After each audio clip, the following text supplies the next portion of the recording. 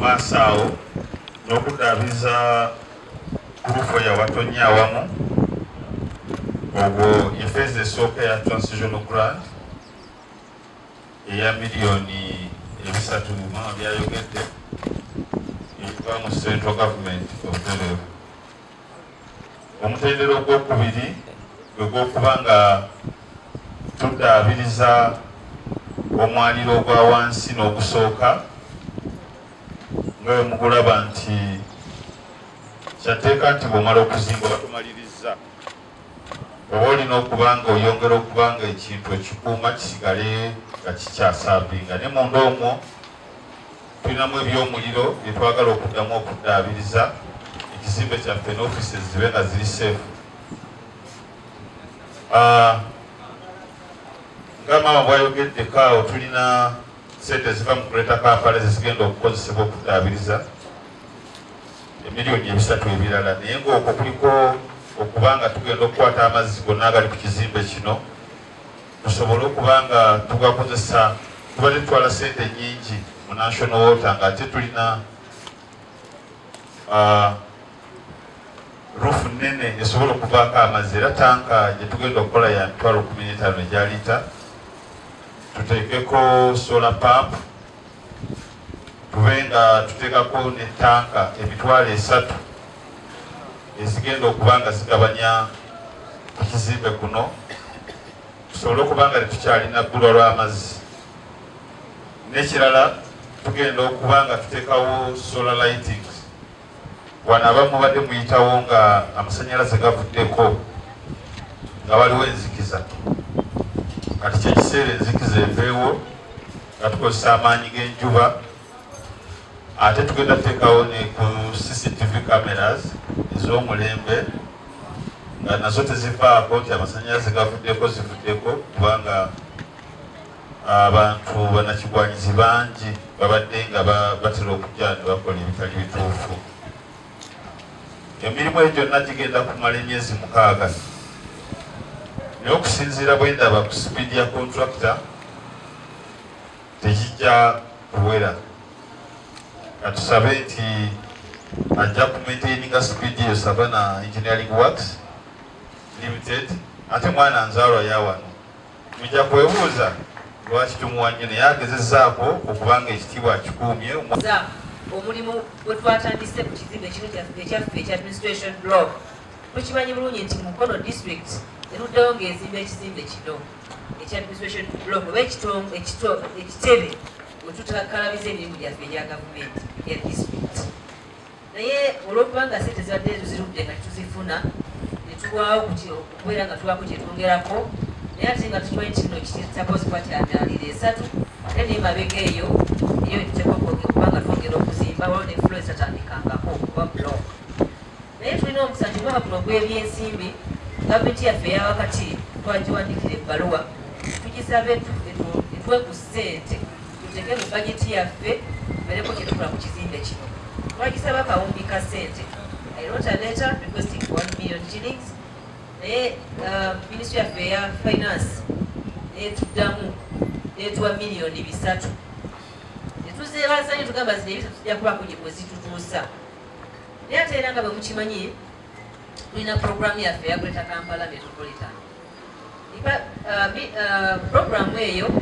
erina akawaayiro ke tuyita ISG. Tulina ssente zetufuna mu Greater Kampala ez'okuzimba enguudo n'okuzimba obutale zetuyita MDG oba Metropolitan Development Grant. Naye ne babeerawo ne component nga gye tuyita eya ISG, Institutional Strengthening Grant. Kati ku ssente ezo bwe tujja ebitambuza ebyokulaba nga tuteekateeka bulungi ebibuga byaffe, bwe tujja ssente eziyinza okutuyambako ne tukola kompyuta, bwe tujja n'essente tuyambako okukola kyebayita renovation. Era ku ssente ezo budget eyayisibwa council ekulibwa Madam Speaker ate nga yo district ekulibwa Madam Reverend Peter Bakaluba bayisa ne bagamba nti ku ssente ezo eza ISG milioni 3 eza development eza operation tuseke ku kizimbe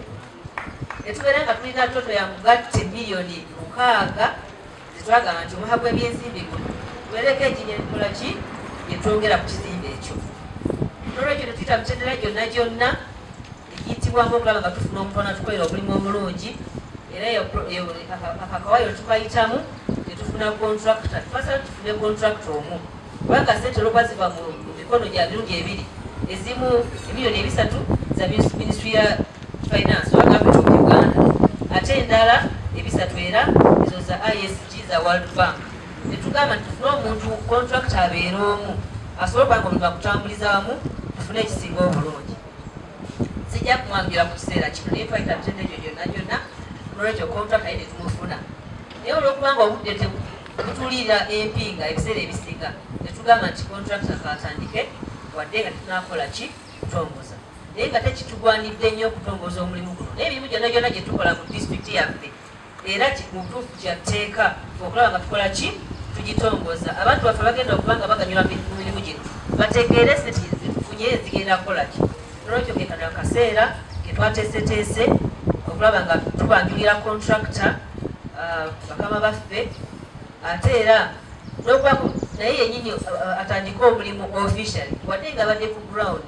olw'okuba nga twagala obulemwa obudde buleme kukwata naye nga olunaku lwa tulagadde ate kino kituba kata kubanga tulina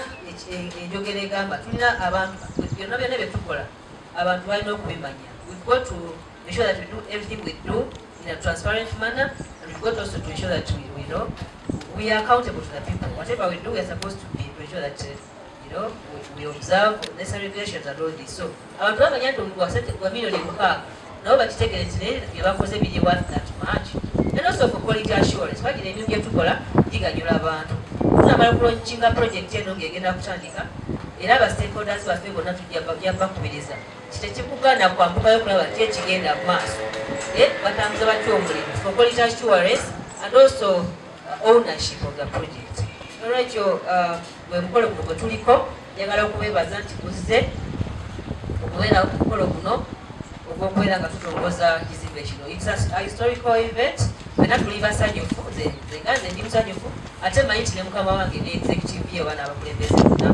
bakasaba district nabo basanyufu nnyo kino baali bakirinda nali nakatandika nali nakajja wano ku mukono nange nze engineer Godfrey Akajeka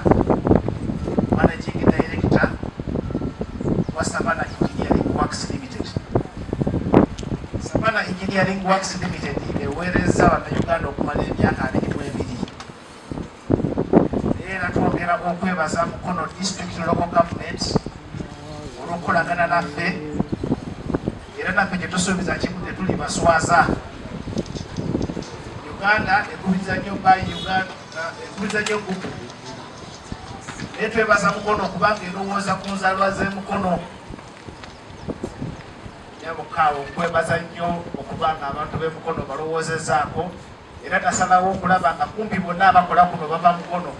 tubeere nga naffe sente z'Emukono zisigaye ddala Mukono. Nebaza engineer Herbert Lutwama kuba yetubeera naye wano ku site buli kiseera okulaba nga buli kimu ekyetaagisa okukolebwa tukikoze nga bwe kisaanira. Ekyo tusuubiza kimu naye nga zitoke tulina kamu kubanga ssente nga bwe bayogedde zijja naye nga zijja nga za financial year kulaba nga tukola buli kimu ekyetaagisa ne technical team ya district okulaba nga omulimu guno guggwa nga financial year tennaba kuggwako ate n'omutindo gwenyininyini ogwetaagisa. Era wenyimiridde nina abaami bano babiri ababeerako ku site buli kiseera nze nnyinza okugyawo oba omulundi gumu oba ebiri mu wiiki